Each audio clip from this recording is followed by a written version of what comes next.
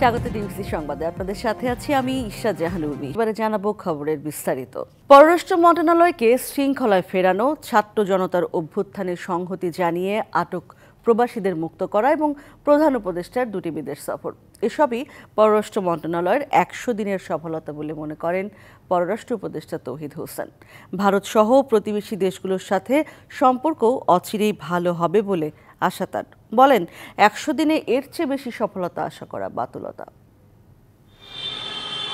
অন্তর্বর্তী সরকারের ১০০ দিন পার হয়েছে আগেই।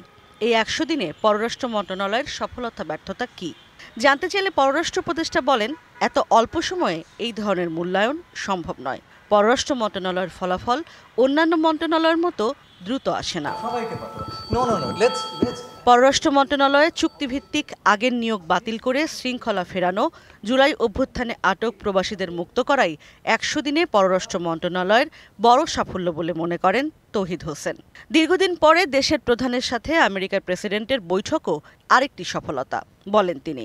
মিশনগুলোতে নিয়োগ এবং ফেরত নিয়ে আসা ইত্যাদিতে এক ধরনের একটা ডিসিপ্লিন আনার চেষ্টা করেছি।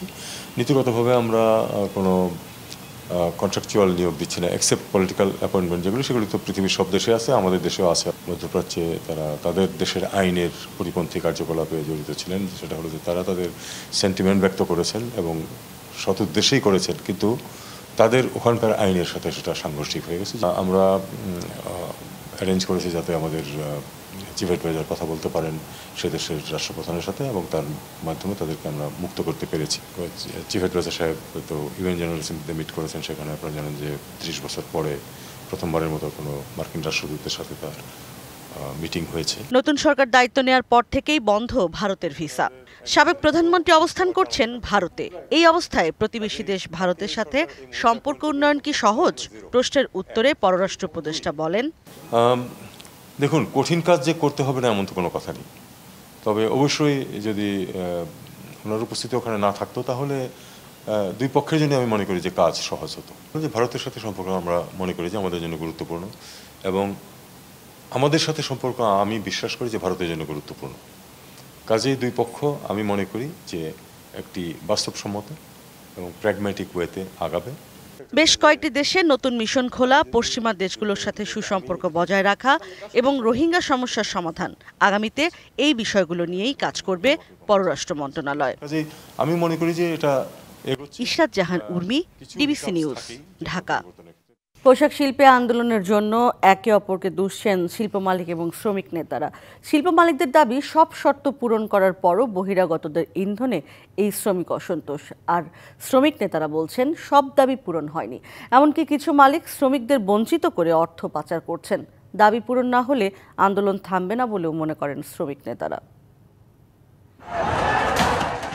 আওয়ামী লীগ সরকার পরিবর্তনের পর আগস্টের শেষ দিকে সাভার ও আশুলিয়ায় তৈরি পোশাক শিল্পে শুরু হয় শ্রমিক অসন্তোষ। এরপর দফায় দফায় বৈঠকে বসে সরকার, মালিক ও শ্রমিক প্রতিনিধি সহ নানা পক্ষ। সলভ করার চেষ্টা করতেছে এবং সলভ হচ্ছে গ্র্যাজুয়ালি, তবুও মিলছে না সুফল।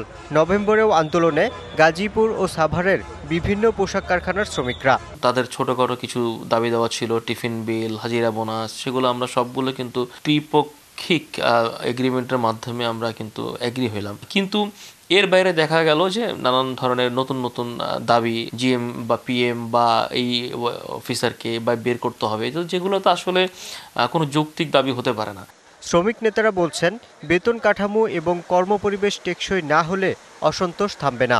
মিড লেভেল ম্যানেজমেন্টের যে ব্যবহার শ্রমিকদের সাথে, সেটা খুবই খারাপ। এই 18 দফা যদি সবাই একবারে কার্যকর করে দিত তাহলে কিন্তু আর এই আন্দোলনটা আর কিন্তু হতো না। কখনো কখনো কোনো মালিক তারা ইচ্ছা করেও তাদের ফ্যাক্টরিকে রুগ্ন করে রাখে, যেটা আমরা দেখছি। আবার কিছু কারখানা আছে যে তারা ঠিকই টাকা পাচার করে দিচ্ছে। এই আন্দোলন কবে বন্ধ হবে এই কথার উত্তর, সঠিক উত্তর আমার পক্ষে দেওয়া সম্ভব না, কারণ এটা সম্ভাবনা আমি দেখছি না।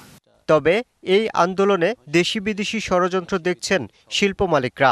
এক কথায় যদি বলি, এটা একটা ষড়যন্ত্র। গত 2023-এর ডিসেম্বরে কিন্তু বেতন বৃদ্ধি করা হয়েছে। ম্যাক্সিমাম বড় ফ্যাক্টরিগুলোতে 18 দফা দাবি বাস্তবায়ন করা হয়েছে। আপনাকে প্রথম চিন্তা করতে হবে শিল্পের এই খরচ এবং এই দাবি দেওয়া বহন করার সামর্থ্য আছে কিনা। বাংলাদেশ থেকে কে টাকা পাচার করছে, কিভাবে টাকা পাচার করছে, নির্দিষ্ট কোনো ব্যক্তি বা নির্দিষ্ট কোনো শিল্পের মালিকরা একচাটিয়া করতেছে বা ঢালাওভাবে এই মন্তব্য করা মোটেও ঠিক না। দ্রুত সংকটের সমাধান না হলে রপ্তানিতে নেতিবাচক প্রভাব পড়ার শঙ্কা বিশ্লেষকদের। ফ্যাক্টরিগুলোতে যে শ্রমিকের অসন্তোষ, সেই জায়গাগুলো কিন্তু আরও ফ্যাক্টরি বন্ধ হয়ে যায় কিনা সেই শঙ্কা থেকে কিন্তু আমরা এখনো এই মুহূর্ত পর্যন্ত বের হতে পারছি না। নেট হিসাবটা বলে দিবে যে আমার আরএমজির এক্সপোর্টের যে সংখ্যা, সেই সংখ্যাটা আমার প্রবৃদ্ধিকে কতটুকু আঘাত হানে। শিল্পের স্বার্থে মালিক ও শ্রমিকদের দূরত্ব কমানোর পরামর্শও তার। Yusuf Rana, DBC news, Dhaka.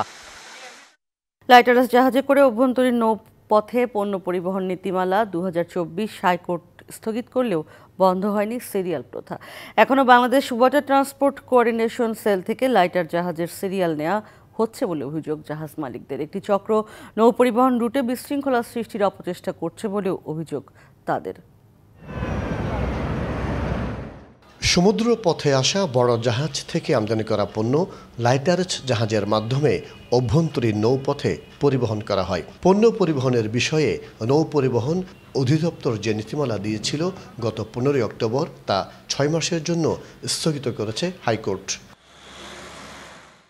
এছাড়া নীতিমালা ও বাংলাদেশ ওয়াটার ট্রান্সপোর্ট কোঅর্ডিনেশন সেলের স্থাপনা ও কার্যক্রম অব্যাহত রাখা আইন মেনে করা হয়েছে কিনা তা জানতে চেয়ে রুল জারি করা হয়। আদালতের নির্দেশ না মেনে বিডব্লিউটিসিসি থেকে দেয়া লাইটারের জাহাজের সিরিয়াল নিয়ে জাহাজ মালিকদের মধ্যে দেখা দিয়েছে অসন্তোষ। এদিকে কয়েকশো কোটি পাওনা টাকা আদায় না হওয়ায় সংকটের মুখে দেশের আমদানি ও রপ্তানি কার্যক্রম। এমন পরিস্থিতিতে পণ্য পরিবহন নেটওয়ার্ক ভেঙে পড়লে প্রভাব পড়বে ব্যবসা বাণিজ্যে। এখন পাওনা টাকাটা আগের যে গত বছর যে টাকা ছিল সেই টাকাটা এখন রিকভারি হয় নাই। পাশাপাশি গত 4 তারিখে যে সিরিয়াল চলছে, আজ পর্যন্ত 800 জাহাজ প্রোগ্রাম হয়েছে, সেখানে 100 জাহাজের টাকা এখনো পায়নি। এখন আরও আদালত নিষেধাজ্ঞার কারণে ওই টাকার উপর রিস্ক হয়ে গেছে। এখন জাহাজ মালিকদের পাওনা টাকা শীঘ্রই পরিশোধ করার আশ্বাস দিয়েছে Bangladesh water transport coordination cell. ডব্লিউটিসির পাওনা টাকাটা বিডব্লিউটিসির মাধ্যমে সবাইকে পেমেন্ট করা হবে, এবং যারা টাকা পায় লোকাল এজেন্ট, ওরাও বলছে দিকে আমাদের টাকা আমাদেরকে বিডব্লিউটিসি দিলে আমাদের কোনো আপত্তি নেই। আমদানিকারক ও জাহাজ মালিকদের একটি অংশের বিরোধিতায় কার্যকর করা সম্ভব হয়নি পণ্য পরিবহন নীতিমালা 2024। তাদের অভিযোগ, জাহাজের সিরিয়াল ও ভাড়ার উপর একচেটিয়া নিয়ন্ত্রণের জন্য এই ব্যবস্থা নেওয়া হয়েছিল। মাসুদুল হক, ডিবিসি নিউজ, চট্টগ্রাম। উৎপাদন ও আমদানি পর্যায়ে শুল্ক কর কমানোর পরও দেশের বাজারে বাড়তি দামে বিক্রি হচ্ছে পাম তেল। একই অবস্থা সয়াবিন তেলের ক্ষেত্রেও, তবে কিছুটা কমেছে চিনির দাম। এ নিয়ে আরও জানাতে চট্টগ্রামের খাতুনগঞ্জ থেকে আমাদের সঙ্গে সরাসরি যুক্ত হবেন সহকর্মী মুজিবুল হক। এছাড়াও নারায়ণগঞ্জ থেকে যুক্ত হবেন সহকর্মী সাদিত আল হাসান, এবং রিফাত তাসনুভা রয়েছেন ঢাকায়, তিনিও যুক্ত হবেন আমাদের সঙ্গে। মুজিবুল হক, প্রথমে যাচ্ছি আপনার কাছে, জানাবেন আমাদের এই যে বলছিলাম যে সয়াবিন তেলের দাম বাড়ছে, এটার কারণ কি বলে বলছেন বিক্রেতারা?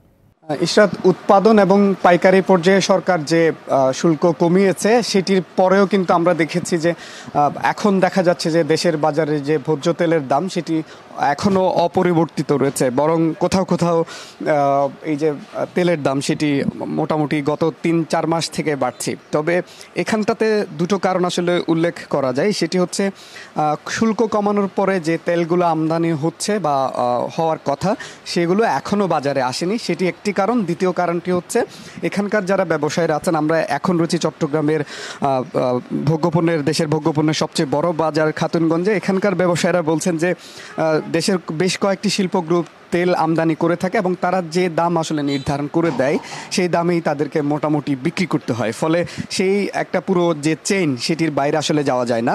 সেই কারণেই মূলত তেলের যে দাম সেটি এখনও অপরিবর্তিত রয়েছে।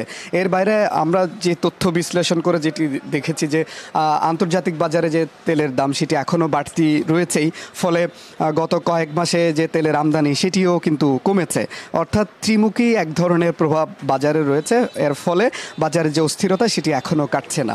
এর বাইরে আপনি জানেন যে সামনে রমজান আসছে, সেই রমজানকে কেন্দ্র করে ব্যবসায়ীরা যেটি বলছেন যে এখন যে অবস্থা সেটি যদি চলতে থাকে বাজারে রমজানের আগে এক ধরনের অস্থিরতা আসলে তৈরি হতে পারে, সেটির আশঙ্কা তারা করছেন। যদিও সম্প্রতি চট্টগ্রামে বাণিজ্য উপদেষ্টা এসেছিলেন, তিনি যেটি বলেছেন যে বাজারে যাতে কোনো ধরনের অসাধু সিন্ডিকেট আসলে এখানে তৈরি না হয়, সরবরাহ চেইন যেটি সেটি ঠিক থাকে সেটির জন্য তারা কাজ করছেন। পাশাপাশি এলসি যে জটিলতা ছিল সেটি যাতে কেটে ওঠা যায় সেটির জন্য তারা কাজ করছেন। আমরা খুব ছোট করে একজন ব্যবসায়ীর সাথে একটু কথা বলতে চাই বাজারের দাম নিয়ে। একটু বলবেন যে আমদানি পর্যায়ে যে শুল্ক কমানোর কথা বলা হচ্ছে সেটির কারণে বাজারে এখনও তেলের দামে প্রভাব পড়ছে কিনা? সয়াবিন তেলের বাজার এখনো পড়ে নেই। কোম্পানিরা সরকারের কাছে চাইছিল যে রেট বাড়ার জন্য, কিন্তু সরকারের বাড়তে রেট না দেওয়ার কারণে কোম্পানিরা মাল ডেলিভারিটা স্লো করে দিচ্ছে আর কি। এর ফলে যেহেতু যে রেট কমবে, আমাদের আশ্বস্ত করছে যে আগামী রবিবার থেকে মানে মাল সরবরাহ স্বাভাবিক হবে আর কি। এই কথা আমাদেরকে বলছে আর কি, আশ্বাস দিচ্ছে। ধরেন রোববারের মধ্যে কমলো না বা একই অপরিবর্তিত থাকে, তাহলে সেটা প্রভাব পড়বে কিনা? আশা করি, মনে করেন আমাদের এদেশের মানুষ সবাই তো রমজানের টার্গেট করে, এখন তো অনেকটা রমজান আগে রেটগুলো বাড়ছে, সেই কারণে হয়তো নাও পড়তে পারে। ধন্যবাদ।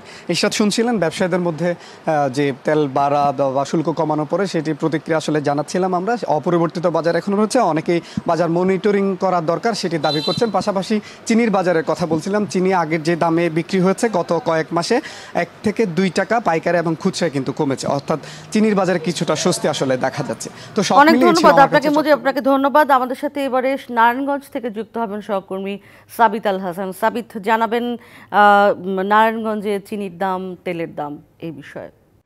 আমি এই মুহূর্তে অবস্থান করছি নারায়ণগঞ্জের নিতাইগঞ্জ, যেটি ভোগ্যপণ্যের সর্ববৃহৎ বাজার। এখানকার বাড়তি শুল্ক কমিয়ে আনার পরেও বেশ কিছু স্থানে যেমন চিনি, তেলের দাম ফের বৃদ্ধি পাওয়ার খবর পাওয়া গেছে। পাশাপাশি নিতাইগঞ্জে এসে কিন্তু কিছুটা ভিন্ন চিত্র দেখা গেছে। এখানকার বেশ কয়েকজন দোকানি আমাদেরকে জানিয়েছেন যে গত সপ্তাহে এখানকার সয়াবিন তেলের দাম ছিল 186 টাকা কেজি দরে, এবং আজকে কিন্তু সেটি 179 টাকা দরে বিক্রি করা হচ্ছে।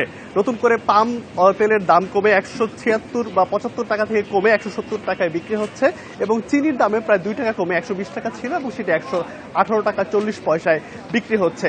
এখানকার ব্যবসায়ীরা বলছেন যে খোলা চিনি বা খোলা তেলগুলো দাম কিছুটা সহনীয় পর্যায়ে নেমে এসেছে এই মূল্যবৃদ্ধি ভ্যাট প্রত্যাহারের পরে, এবং সেটার কারণে কিন্তু তাদের খুচরা পর্যায়ে যারা ক্রেতারা রয়েছেন তাদের কাছে কিন্তু এই দরে বিক্রি করতে পারছেন। তবে খুচরা বাজারে গিয়ে দামটা কিন্তু পুরোপুরি এখনো কমেনি। তারা বলছেন যে পাইকারি বাজার থেকে যে দরটা বিক্রি করা হয় সরাসরি ভোক্তারা কিন্তু সেই সুবিধাটা এখনো পাননি, কারণ বিষয়টা তাদের কাছে পুরোপুরি অবগত নয়। ফলে খুচরা বাজারে এই দামটা এখনো শুরু হয়নি।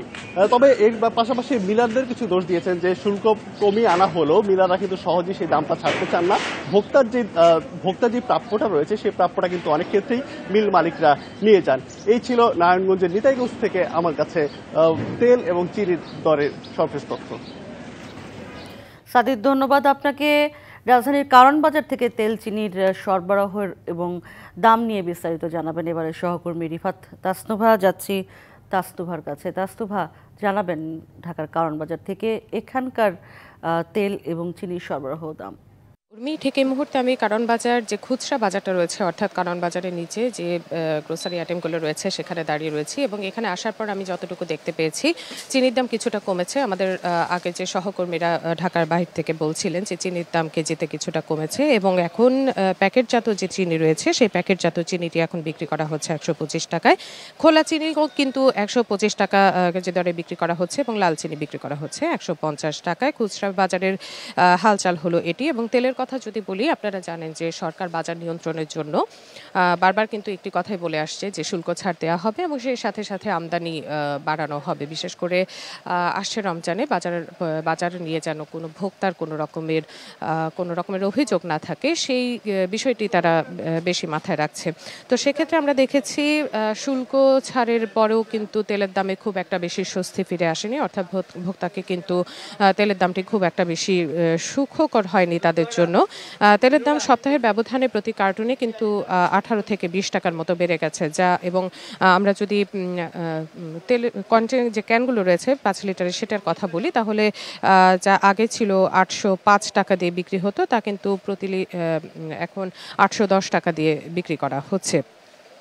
এবং একটি বিষয় বলে রাখি যে বাজার নিয়ন্ত্রণের জন্য একটি কথা বারবার বলা হয়ে থাকে যখন ভোক্তা অধিকার বা অন্যান্য যে সংগঠনগুলো রয়েছে যারা বাজার নিয়ন্ত্রণে কাজ করে থাকে, বিশেষ করে ভোক্তা অধিকার, তারা একটি কথাই বারবার বলে যে বাজারে মূল্য তালিকা টাঙানোর বিষয়টি। কিন্তু দুঃখজনক হলেও সত্যি যে এখানে একটি দোকান ছাড়া খুব বেশি দোকানে যে মূল্য তালিকা তারা টাঙিয়ে রেখেছেন তা না। এবং এই বাজার পরিস্থিতি নিয়ে ক্রেতার মধ্যে যেমন একটি অসন্তোষ কাজ করছে, ঠিক তেমনি বিক্রেতারাও কিন্তু আমাদেরকে বলছেন দিন শেষে তারাও ক্রেতা। আসলে কারসাজিটা কোথায় হচ্ছে, কারা করছে এবং মধ্যস্বত্বভোগীদের দৌরত্ব এখানে কতটুকু? কারণ বাজার ঘুরলে দেখা যায় যে কোনো পণ্যের কিন্তু হাত বদলের প্রবণতা থাকে অনেক বেশি, অর্থাৎ ঢাকার ভেতরেই বেশ কয়েকবার সেই পণ্যটা হাত বদল হয়ে থাকে।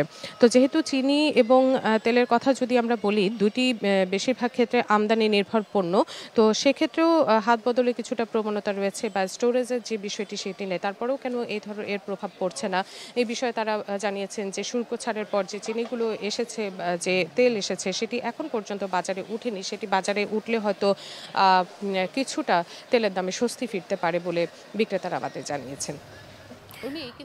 অনেক ধন্যবাদ আপনাকে রিফাত তাসনুভা। ঝালকাঠির সুগন্ধা ও বিষখালী নদীতে চলছে মাটি কাটার মহোৎসব। ইট কাটার মৌসুম শুরুর সাথে সাথে প্রভাবশালী একটি চক্র অবৈধভাবে নদী থেকে মাটি তুলে ইটভাটায় বিক্রি করছে। এতে করে নদী তীরবর্তী এলাকায় দেখা দিয়েছে তীব্র ভাঙন।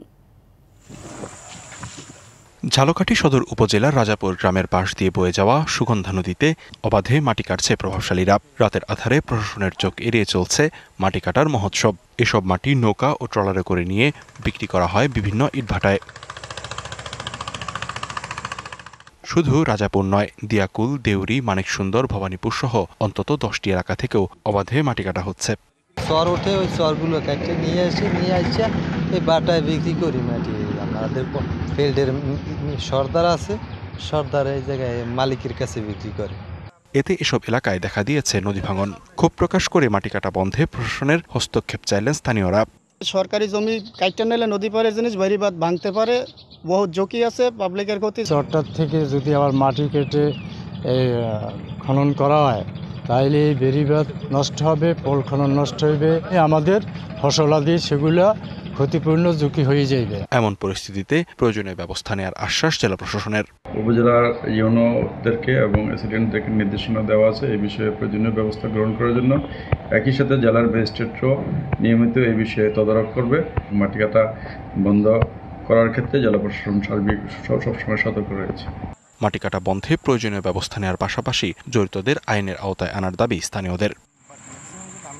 DBC news desk. ব্রাহ্মণবাড়িয়ার নবীনগরে আগুনে কয়েকটি দোকান পুড়ে গেছে। ঘটনায় প্রায় 1 কোটি টাকার ক্ষতি হয়েছে বলে দাবি ক্ষতিগ্রস্ত ব্যবসায়ীদের। শুক্রবার সন্ধ্যায় উপজেলা ভূমি অফিসের পশ্চিম পাশে পৌর মার্কেটে আগুনের এই ঘটনা ঘটে। প্রত্যক্ষদর্শীরা জানিয়েছেন পৌর মার্কেটের আগুন দেখতে পেয়ে স্থানীয়রা ফায়ার সার্ভিসে খবর দেয়। মুহূর্তেই আগুন বাজারে ছড়িয়ে পড়ে। খবর পেয়ে ফায়ার সার্ভিসের 2টি ইউনিট, পুলিশ, সেনাবাহিনীর সদস্যরা আগুন নিয়ন্ত্রণে কাজ শুরু করে। প্রায় 1 ঘন্টার চেষ্টায় আগুন নিয়ন্ত্রণে আসে। আগুনে একটি ফার্মেসি, 3-4টি ডিস্ট্রিবিউটর দোকান সহ কয়েকটি দোকান পুড়ে গেছে। মার্কেটের অটো গ্যারেজের দোকান থেকে আগুনের সূত্রপাত বলে প্রাথমিকভাবে ধারণা করা হচ্ছে।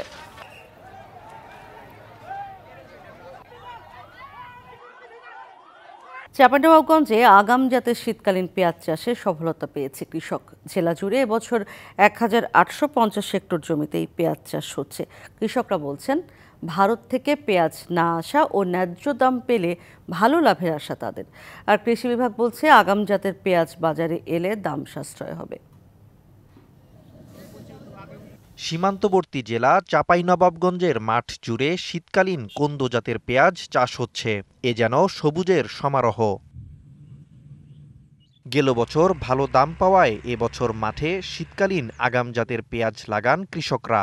অক্টোবরের প্রথম সপ্তাহে এ জাতের পেঁয়াজ রোপণ করে ডিসেম্বরের দ্বিতীয় সপ্তাহে পেঁয়াজ বাজারে উঠতে শুরু করবে। প্রতি বিঘা জমিতে 100 মনের বেশি পেঁয়াজ হবে বলে আশা কৃষকদের। তাদের দাবি, এ জাতের পেঁয়াজের ন্যায্য দাম নির্ধারণ করে দেবে সংশ্লিষ্ট কর্তৃপক্ষ। কোনো গেলে 60 মন বিঘা হবে, 70, 80, কোনো 90 মন বিঘাও হবে। ওকে কইছে 3000 টাকা পাবো, শেষ ফল 2000 টাকা হলেও লাভ থাকবে। 1,20,000 25,000 টাকা খরচ হয়। আমরা যদি দাম পাই 3,000 টাকা দিয়ে বেচতে পাই, আমাদের 1 লাখ মতো লাভ হবে। যদিও কৃষকদের অভিযোগ, কৃষি বিভাগের পক্ষ থেকে পর্যাপ্ত সহযোগিতা পাচ্ছেন না। আমরা লাভের আশায় লাগাই, কিন্তু আমরা লাভ করতে পারছি না। ভারত থেকে পেঁয়াজ আসা কেউ সিন্ডিকেট করে রেখে দিচ্ছে, তখন কৃষকরা আসল মূল্যটা পাচ্ছে না। আমরা বেশিও চাই না, আমরা একবারই কমও চাই না, যে মূল্য যেন পাই জানে, আমরা যেন আমাদের দেশে জানি পেঁয়াজ উৎপন্ন করতে পারি। তবে সার্বিক সহযোগিতা দেয়া হচ্ছে বলে জানিয়ে কৃষি বিভাগ বলছে, আগাম জাতের কন্দ পেঁয়াজ বাজারে আসলে দাম সাশ্রয় হবে।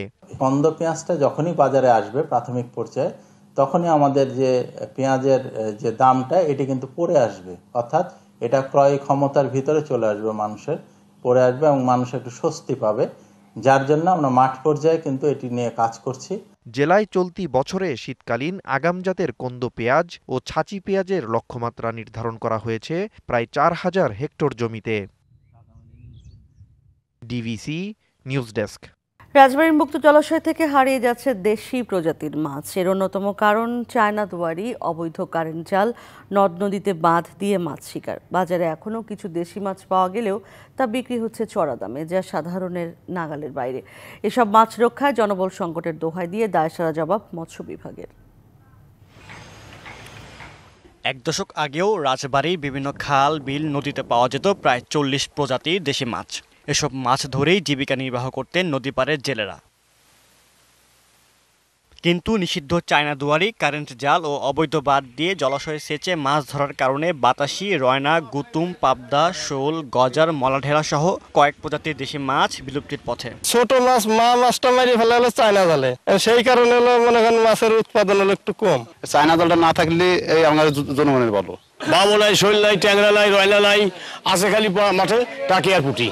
হাতে গোনা কয়েকটি এলাকায় এসব মাছ পাওয়া গেলেও তা আগের তুলনায় কম। এছাড়া উচ্চ দামে বিক্রি হওয়ায় তা সাধারণ মানুষের ক্রয় ক্ষমতার বাইরে। 10-12 বছর ধরেন মাছের দাম বেশি, এই দেশি মাছ এর ভিতর গুতুম, রয়না, অনেক ধরনের মাছই নাই। বর্তমান যে বিলের মাছের অবস্থা, আসলে সাধারণ মানুষ, আমাদের মতো সাধারণ মানুষ এদের ক্রয় ক্ষমতার বাইরে। দেশি মাছ বিলুপ্তির কারণ হিসেবে নিষিদ্ধ জালের ব্যবহারকে দুষছেন সংশ্লিষ্টরা।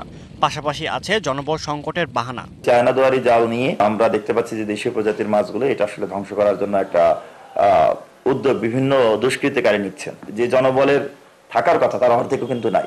জলমহলগুলো লিজ দিয়ে থাকি, পানি সেচ দিয়ে মাছ ধরার অনুমতি দেই না।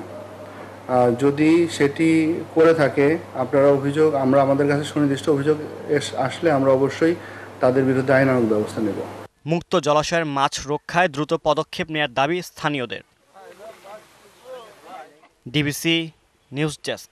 ইউক্রেন যুদ্ধ বন্ধে যুক্তরাষ্ট্রের নবনির্বাচিত প্রেসিডেন্ট ডোনাল্ড ট্রাম্পের সঙ্গে আলোচনায় বসতে চান রাশিয়ার প্রেসিডেন্ট ভ্লাদিমির পুতিন। তবে এক্ষেত্রে কিছু শর্ত রয়েছে তার। ইউক্রেনে রাশিয়ার দখল করা ভূখণ্ডগুলো নিয়ে বড় কোনো ছাড় দিতে চান না পুতিন।